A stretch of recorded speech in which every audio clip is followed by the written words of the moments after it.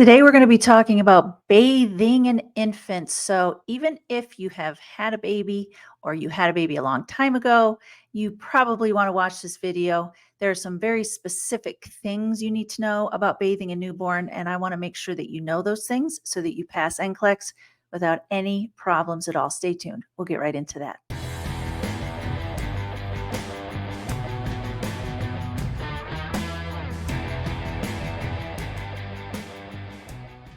Hello, Clinic Review family. I have wanted to focus on pediatrics for a while. Pediatrics is definitely my weakest area.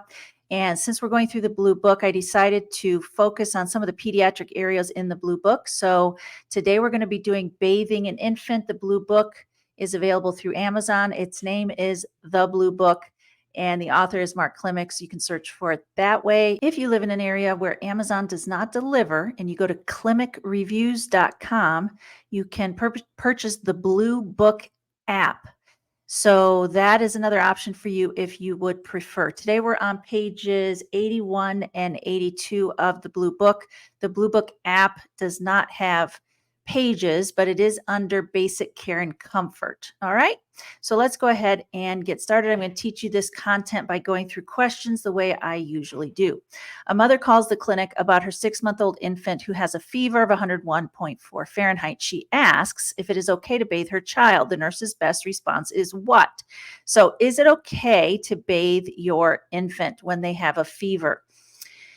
No, it is not appropriate to bathe an infant with a fever. B, no, it would be better to bundle your child securely to keep them warm. C, if you bathe your child, you must keep the water temperature between 100 and 105 degrees Fahrenheit. Or yes, a tepid bath is best at a temperature of 98.6. So this is essentially just asking a knowledge question. Do you know the answer to this? And yes, it is appropriate to give your baby a tepid bath, TEPID, a tepid bath, in order to cool them off. That is considered appropriate. And the temperature, if you have a thermometer that you can measure the temperature, it should be 98.6. So for the typical baby who does not have a fever, the water temperature should be between 100 and 105. That is actually C is the proper answer for a baby without a fever.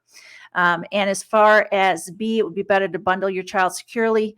It's actually okay to put them in loose clothing. And if they're really hot and they're uncomfortable, it's okay to put them in loose clothing. You don't have to bundle them up. It's not horrible to bundle them up. If you want to bundle them up, you can, but it's probably going to be uncomfortable for them.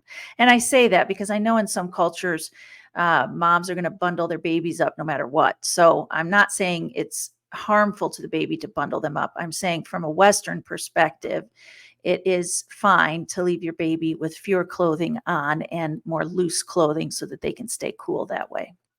The nurse is watching the UAP bathe a 2-day-old infant. Which of the following actions requires the nurse to intervene immediately? The UAP begins the bath by bathing the infant's arms and legs. The UAP measures the water temperature at 101 degrees Fahrenheit. The UAP bathes the infant's right eye and then picks up a new washcloth for the other eye. Or the UAP fails to retract the foreskin while bathing the peri area. So this doesn't require any specific testing strategies or prioritization strategies. There's just a factually right answer for this. So let's go through them. A, the UAP begins the bath by bathing the infant's arms and legs. The bath always starts with the eyes, and that's because you don't want to contaminate the eyes with anything from the rest of the body. So it always starts with the eyes.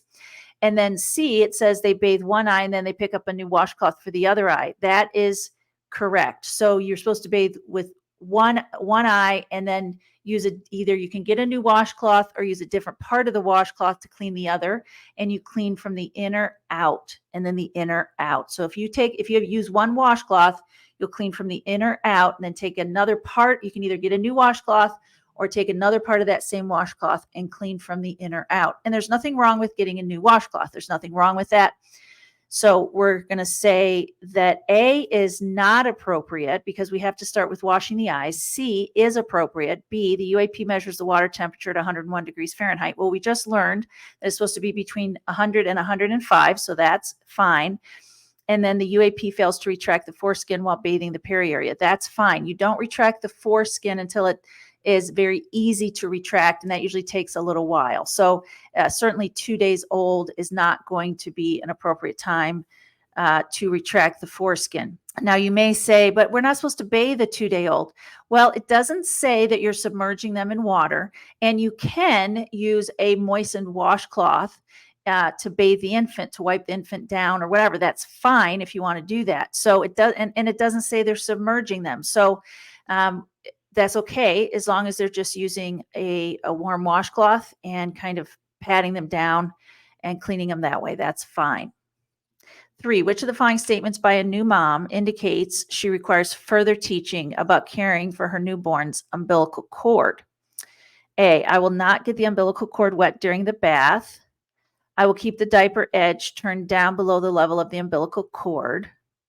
If the umbilical cord gets soiled, I will clean it with a diluted alcohol solution. I will expect the umbilical stump to fall off in the next week or 2.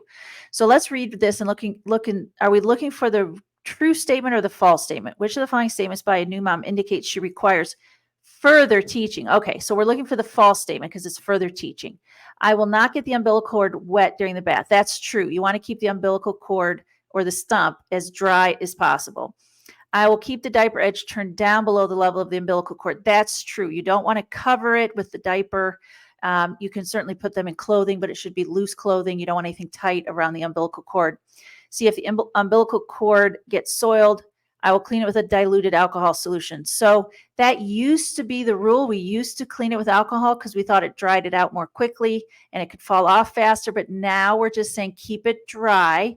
The only time you need to wash it is if it gets soiled with like stool or urine or something, or dirt, I guess. But you don't even have to clean it every day. Just keep it dry and as dry as possible. And then you just clean it with a moistened washcloth as needed to keep it clean. So C is false. D, I will expect the umbilical stump to fall off in the next week or 2. That's true. It takes 7 to 14 days for it to fall off. So the statement that requires further teaching is C. Question 4, the nurse observes a new mom using a washcloth to scrub the Vernix caseosa off her 12-hour-old baby's skin. What is the nurse's best response? So the Vernix caseosa is that white kind of cheesy looking stuff on the skin. And they have it on their skin to protect their skin in utero, and sometimes there's a little bit left over on the skin when they're born. So let's see. She's trying to scrub it off. All right, so what should we say? A, let me show you how to apply some lotion so the Vernix caseosa can be wiped off more easily. B, the Vernix caseosa will absorb back into the baby's skin and should not be scrubbed off. C, it is better to give your baby a bath which will wash the Vernix caseosa off more easily. Or D, it is better to wait a few more hours. And if the Vernix caseosa has not rubbed off naturally, we can gently wipe it off. A is not appropriate. They actually recommend you wait to put lotion on the baby until the Vernix caseosa is gone. So if the Vernix caseosa keeps the baby, their skin moist, and it actually has some antibacterial properties, so we really don't want to scrub it off. They do say if it's really thick in some areas, you can wipe some of the layers off of it, but you're really not supposed to wipe it all off, and it will eventually absorb back into the skin. It's like lotion, natural lotion on their skin. So A is not appropriate. B is true. It will absorb back into the baby's skin. It should not be scrubbed off. That's true. It's better to give your baby a bath, which will wash it off. Actually, the bath won't wash it off because it's sort of water resistant. So that's actually, and you don't want to wash it off anyway. It's better to wait a few more hours. And if it's not rubbed off naturally, we can gently wipe it off. It really doesn't rub off very easily. It actually is absorbed back into the skin.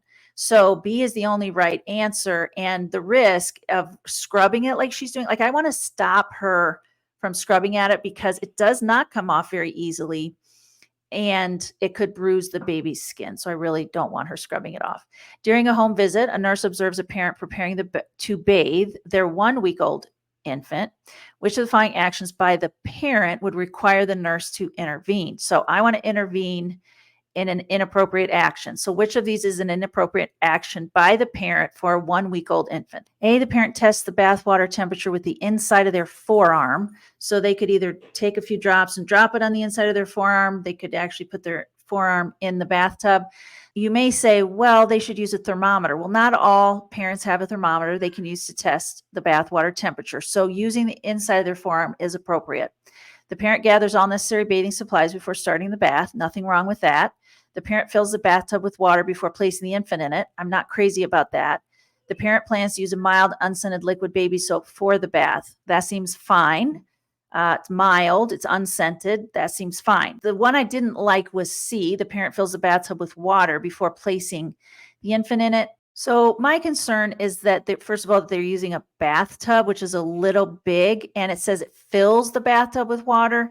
So we generally recommend more of a sponge bath at this age. We don't want to immerse them in water because we don't want to get the umbilical stump wet. So we often recommend they bathe in the sink. I don't know how much they're filling the bathtub up. I'm not crazy about it. 6, a nurse is assessing the umbilical stump of a newborn during a routine checkup. Which of the following findings should the nurse report to the pediatrician immediately? So we report unexpected findings to the pediatrician. Unexpected findings. The stump appears black and shriveled. Well, that's what it's supposed to look like. There's a slight odor coming from the stump. I don't know. There is redness and swelling around the base of the stump. That's not expected. The stump has not fallen off by 10 days post-birth. Well, we have up to 14 days. A and D, I know are fine. Those are not unexpected. So am I more concerned about a slight odor or redness and swelling around the base of the stump? Well, I know redness and swelling around the base, swelling especially. If it was slightly red, I might go, I don't know, but it's swollen as well. That's very concerning to me. And, we've got, the umbilical stump is dying. It's tissue that's dying. So you shouldn't be surprised if there's a slight odor coming from it because it's just dying tissue. I'm much more concerned about the redness and swelling at the base of the stump. So I report the unexpected findings to the physician. So I hope you have a great rest of your day. We're going to continue with doing some peds. I'll put out another peds video this week, and we'll continue that probably for the rest of June to get a few more of those videos out. So I hope you have a great rest of your day, and good luck on your NCLEX. Thanks.